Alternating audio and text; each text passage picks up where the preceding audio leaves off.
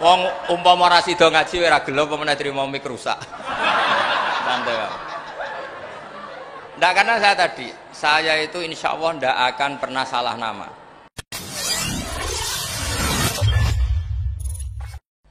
Iki ngaji nganti pinter apa cukup sak. Nah nganti pinter nganti subuh. Nggih. Nak sediluk engko nek ora pinter pantes wong ngajine sediluk milih putih. Ngantos subuh nggih, tapi langsung pinter. Dados termasuk dosane jenengan sedanten niku senengane cerita Nabi Adam. Nabi Adam mbok critakno dosane, mulane do kualat. Wong nyeritakno bapake kok nyeritakno napa? Dosane. Mulane kathah kiai kualat, wong bapake kok diler-ler napa? Dosane. Mulane nak cerita Nabi Adam niki kedah sempurna. Terus niki kula cicil juz tunggal napa wa 'allama Adamal napa? Asma. Pertama kali hubungannya Nabi Adam kalian Allah Subhanahu wa taala ini hubungan mengajarkan nama sesuatu. Jadi sampean jangan pakai teori modern bahwa apa artinya sebuah nama. Nama itu penting sekali. Sekali penamaan itu salah berarti Anda menstatuskan secara nama salah dan itu berakibat fatal. Jadi semua kesalahan manusia mulai periode syirik mensekutukan Allah itu karena kesalahan menyebut apa? Nama. Ini penting kalau aturan. Jadi misalnya orang Arab itu ada batu tertentu yang dipahat disebut manat. Manat itu dari kosakata manan, pemberi. Yang satu disebut uzza, sesuatu yang aziz, yang agung. Sehingga akhirnya diperagungkan. Coba kalau misalnya manat dan lata itu ketemu orang Lasem, terus ditanyakan, ini batu apa ini? Dari Purwodadi apa dari Mojokerto, yang mahat siapa? Ini irungnya ndak pas, ini matanya kok agak picek. Andekan distatuskan seperti itu, kira-kira disembah apa enggak? Enggak. Iki pas pembuatan ini pate protol terus digenti. Sehingga setiap kemusyrikan itu semua para nabi ngendikan inhiya illa asmaun sammaitumuha antum wa aba'ukum ma anzalallahu biha min sultan. Sebagian ayat ma anzalallahu biha min sultan. Bahwa kesalahan-kesalahan yang kamu timbulkan itu karena kamu kesalahan bikin nama. Makanya status itu penting. Nanti sampean tahu pentingnya yang saya katakan ini. Nanti setelah sampean mati, nanti mesti nyari saya karena kenangan ngaji ini. Ini Mas Atabik itu mas saya, beliau seorang dokter, tapi saya tidak akan bilang dia dokter karena nanti anak cucunya inginnya jadi dosen. Tapi kalau saya menstatuskan dia turunan Mbah Sambu, babai wong alim. Wah anak putune nak alim isin. Dia nak di status no pegawai negeri dosen. Wah anak putune golek duit pikirannya kan. Karena status itu mengilhami apa? Status itu karena itu yang dikenalkan. Makanya ini penting. Fir'aun ketika dianggap sebagai Tuhan itu karena dia berhasil menamakan dirinya orang yang nggak pernah sakit dan dia penguasa. Penguasa itu artinya apa? Dia memimpin sekian orang, akhirnya dianggap Tuhan. Tapi ketika debat terbuka sama Nabi Musa, pertama, mohon standar mawon gimmick. Pertama kata Fir'aun, wama Rabbul Alamin, lalu Tuhan kamu itu siapa? Kata Musa, yang menuhani langit dan bumi. Fir'aun masih bisa berargumentasi, setahu saya di bumi Tuhan hanya saya. Soal kemungkinan Tuhan Anda di langit, terus Fir'aun nyuruh Haman, ya Haman ibnili sorhal la'ali abluhul asbab as-samawati fa'attali'a ila ilahi Musa. Tapi kalau itu dibuktikan, nanti Musa pasti kalah. Karena kalau Fir'aun naik ke langit, pasti gak melihat Tuhan. Wong yang Nabi saja gak ngelihat, apalagi Fir'aun. Pasti dia bilang gak ada. Tapi apa yang bisa mengalahkan Fir'aun adalah argumentasi status. Kata Musa, Rabbukum wa Rabbu abaikumul awalin, yang nuhani nenek moyang kamu. Artinya kalau Fir'aun Tuhan, itu berarti Tuhan balita. Karena mbah-mbahnya dulu tanpa Tuhan, karena Tuhannya lahir terlambat. Akhirnya Fir'aun saat itu juga para pengikut Fir'aun langsung menjadi mukmin meskipun menyembunyikan imannya. Karena kalau Fir'aun Tuhan berarti babahnya tidak punya Tuhan, karena Tuhannya baru dilahirkan kemudian. Artinya gini, andai kan Fir'aun distatuskan al-maulud, orang yang dilahirkan, maka tidak akan ada orang yang menuhankan Fir'aun. Atau Fir'aun dibahasakan wujida ba'da alam yakun, dia ada setelah dulu-dulunya tidak ada. Apapun hebatnya Donald Trump, apapun hebatnya Cleopatra, apa Fir'aun, semuanya itu wujidu ba'da alam yakun, mereka ada dari tidak ada. Yang seperti ini pasti tidak Tuhan.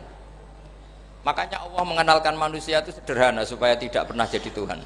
Hal ata alal insani khinum minad dahri lam yakun syai'am mazkura. Manusia itu siapa? Ya manusia itu makhluk yang ada dari tidak ada. Dengan status itu nggak mungkin kamu tuhankan. Ini penting saya utarakan. Jadi buah gerakan Allah itu pasti dimulai salah penamaan. Makanya saya kemarin ketika Mbah Mun intakola ila rafiqil a'la, ketika beliau wafat, saya bilang ke anak-anak Anwar, statuskan Mbah Mun sebagai orang alim allamah al-faqih, muridnya Sayyid Alawi, muridnya Mbah Zubair. Sekali Anda menstatuskan beliau orang besar, tepaan santri sing mau luhur kepengin ditiru besar tok. Nah, niru besar tok terus ana santri mau ita itu tok ngerasa gede repot. Sama, makanya saya nggak pernah. Sebenarnya saya tahu Mas Atabik ini Mas saya itu dosen, saya tahu, tapi saya tidak pernah ngomong dosen.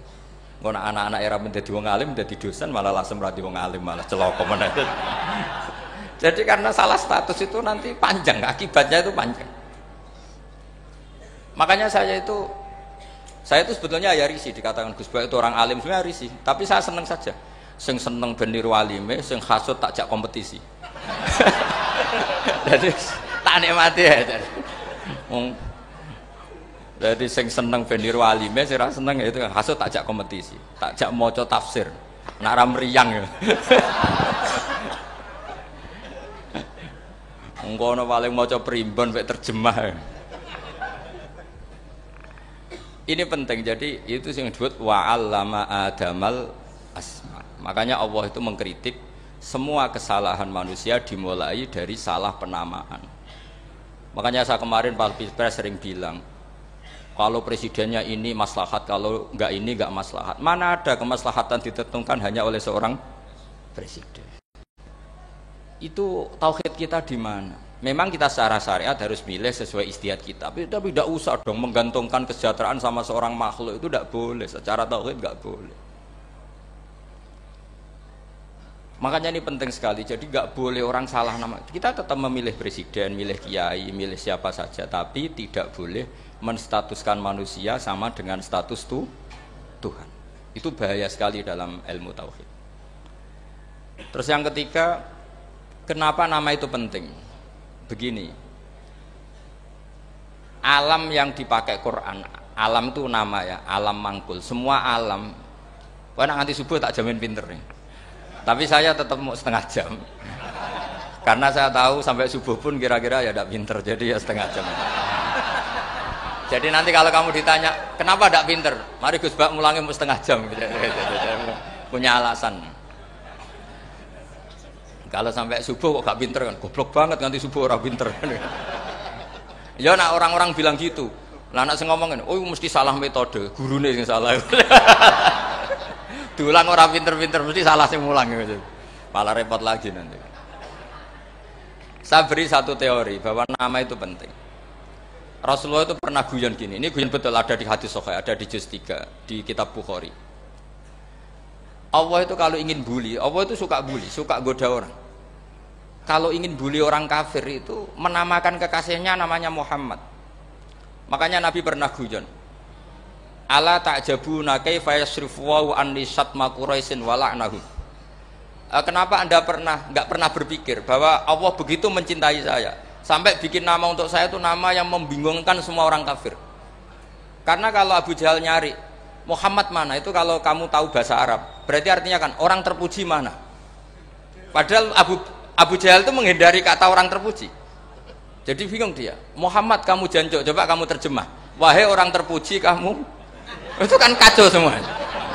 Makanya Allah itu suka bully. Jadi kata Nabi Muhammad, kamu tahu betapa Allah itu mencintai saya dan bikin bingung orang-orang yang menghujat saya. Karena mereka kalau menghujat saya tetap menamai Muhammad. Itu coba kalau kamu tahu bahasa Arab, maknanya Muhammad orang yang berarti kira-kira kalau Abu Jahal Misa itu jancuk kamu Muhammad.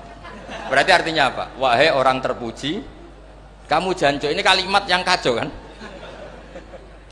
Akhirnya Abu Jahal pinter. Kalau nyari Muhammad bilang gitu, ya mudhammam, ainal mudhammam. Makanya kata Nabi, yastamuna mudhammaman wa yal'aununa mudhammaman wa ana Muhammad.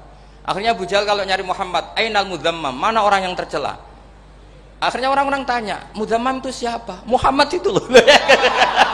Akhirnya dia keliru lagi. Ya Muhammad itu loh. Akhirnya ya bilang Muhammad lagi. Jadi kayak apa? Makanya itu saya mangkal kalau sama orang ndak anaknya Kiai jenenge Agus, karena ya tetap diceluk Gus. Karena ya saya itu punya teman itu gak Gus, mangkalnya bukan main sama anaknya Kiai. Dia punya cita-cita anaknya nanti dinamai hanya Agus saja, supaya semuanya manggil Gus. Terus nanti yang hasut ya bilang Dus. Kayak kemarin pas pilpres itu macam-macam. Tapi ini penting saya utarakan. Jadi nama itu nggak boleh salah, status juga nggak boleh salah. Makanya saya ingin misalnya anaknya Kiai kok jadi pejabat, ya sudahlah jabat itu. Saya betul, saya sampai sekarang dengan Gus Yasin itu ya tetap nyucup. Saya bilang ini putra guru saya, ini Gus saya. Saya tidak pernah membahasakan beliau wakil gubernur. Bahayanya nanti suatu saat, oh ini mantan, kan repot. Jadi ini penting, status itu penting. Orang sekali salah status itu bahaya, ke depan itu bahaya sekali. Karena tadi saya bilang, tadi misalnya banyak kan anaknya orang-orang alim alama, terus anak cucunya jadi dosen atau jadi doktor gitu. Terus ini yang jadi status. Nggak boleh seperti itu. Ya sudah, dokter secara akademik dia jadi PNS karena kestatusan itu, tapi di keluarga tetap saja status alimnya saja. Atau mudawimul khairi, mudawimut tahajud, mudawimu apalah. Ini selalu tahajud, ini selalu deres, ini selalu ibadah. Sehingga anak cucu kita ya kenangannya itu.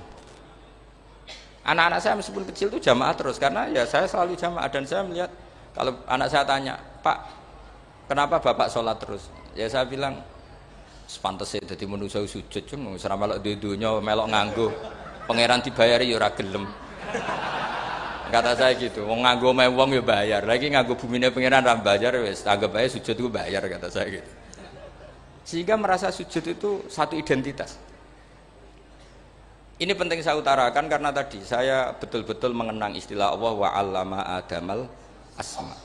Semua kesalahan itu kata para nabi inhiya illa asma'un samaitumuha antum wa abaukum. Kita membahasakan misalnya Presiden Amerika, orang terkuat di dunia. Bagaimana mungkin orang terkuat kemudian agak mangan sedino lemes? Hebatnya ning ndi? Iku nak pas mules weteng agak ngising ya lemes. Hebatnya apa? Makanya Allah ketika menerangkan Isa itu tidak Tuhan, itu Allah sederhana cara ngendikan. Kana yakulani to amal masih ibnu Maryam illa rasul. Qad khalas min qablihir rusul wa ummuhu siddiqah kana yakulani to'am. Artinya kalau Isa itu tidak mangan ya lemes. Nak keluarga ya kudu ngising. Lah terus mbok sembah itu terus piye? Jadi gak kebayang seorang Tuhan kemudian kalau gak makan tuh lemes. Berarti statusnya Isa apa? Orang yang lemes kalau tidak makan. Terus kamu Tuhan kan? Aneh gak? Aneh. Jadi andaikan manusia dengan status yang diterapkan Allah, yang distatuskan Allah, itu pasti tidak ada yang salah. Karena yakulanit. Begitu juga kita. Kita juga gitu. A few moments later. Saya teruskan ya. Nah ini sekaligus latihan tauhid sama latihan tafsir ya. A few moments later. Sampun nggih. Kula terusno malih. Pun santai mawon. Kula ki ikhlas ora ngarah gelo santai mawon. Wong umpama ora sida ngaji ora gelo apa meneh trimo mik rusak. Santai wae. Enggak, karena saya itu insya Allah tidak akan pernah salah nama. Saya punya cerita ya tentang nama itu. Ketika seseorang baik sama tetangga, itu kalau sampean seorang mukmin yang mukhlis, mukmin yang ikhlas, pasti ya karena diperintah Allah. Saya ngajar seperti ini karena diperintah Allah. Baik sama pernah sepuh karena saya turunan Mbah Sambu, ya karena menghormati Mbah Sambu. Itu bagus. Sehingga dulu itu ada ulama, saya berkali-kali cerita, ada ulama punya tetangga itu berdua, anak muda. Ya Ahmad, silahkan ke rumah saya. Datang. Setelah datang ke rumah pemuda tadi, kata pemuda tadi, ya Ahmad silahkan kembali, saya tidak butuh kamu. Kembali Imam Ahmad, dan santai saja. Setelah kembali sekian menit dipanggil lagi, ya Ahmad saya jadi butuh kamu, datang ke rumah saya. Datang lagi. Setelah datang, saya tidak butuh kamu, silahkan pulang. Pulang sampai 3 kali. Itu Imam Ahmad senangnya bukan main, kelihatan ceria, senang. Lama-lama muda ini tanya, ya Ahmad kenapa anda tidak tersinggung, bukankah itu menyakitkan? Enggak, kata saya. Tapi saya akan menyebalkan. Enggak, kata saya. Kata Imam Ahmad, kenapa aja? Saya ini diperintah sama Allah, kan apik mbek tangga. Dadi nek mbok udang ya teko. Mbok kon mulai ya mulai. Alhamdulillah iso nglakoni perintahe Allah. Dadi aku ora ono hubungane mbek kowe. Sehingga orang itu gak bisa didikte oleh di sekelilingnya karena ya hubungannya langsung sama Allah Subhanahu wa Ta'ala. Jadi dulu tuh orang jadi wali itu segampang itu. Kalau kamu kan enggak, hukum tentang tetangga itu kamu kayak orang kapitalis, kayak orang komunis, pakai teori sosial. Nak diapik yo apik, dieleki yo elek. Itu kan pikiran PKI itu. Artinya satu perilaku sosial didikte oleh makhluk itu perilaku orang mukmin atau orang PKI. Itu orang PKI. Kalau orang mukmin yang mangkana yu'minu billahi wal yaumil akhir fal yukrim jarahu, kita baik sama tetangga karena diperintah Allah, sehingga kecewa ada kecewa ya santai saja. Imam Ahmad katanya, kenapa engkau tetap ceria? Aku ora urusan mbek kowe, urusanku mbek pangeran. Pangeran ngutus sampe mbek tangga.